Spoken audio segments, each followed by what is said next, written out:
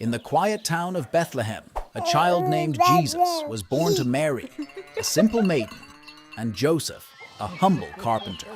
This was no ordinary birth. Prophets had foretold his coming, heralding him as the Messiah, the beacon of hope and light for mankind. As whispers of this miraculous birth spread, King Herod, feeling his throne was at risk, ordered a brutal massacre of innocent children. Guided by divine dreams, Mary and Joseph fled with baby Jesus to Egypt. As a boy, Jesus already displayed an uncanny wisdom. At just 12, he debated scriptures with temple scholars, leaving them in awe. However, it was only at the age of 30 that he began his transformative public ministry. He chose 12 diverse disciples, from fishermen to tax collectors, to accompany him on a mission that would alter the course of history.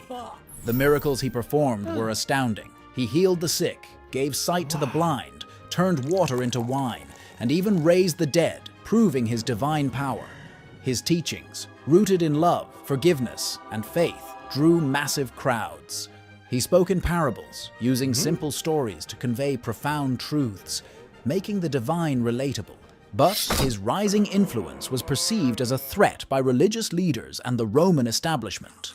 They conspired against him, manipulating one of his closest disciples, Judas, to betray him for a mere 30 silver coins. The events that followed were swift. Jesus faced false accusations, was handed over to Pontius Pilate, and against Pilate's own judgment, was sentenced to death by crucifixion. On the cross, after enduring hours of pain and ridicule, Jesus uttered the poignant words, "Father, forgive them." showcasing his boundless love and mercy. His body was taken and laid in a tomb, sealed by a large stone.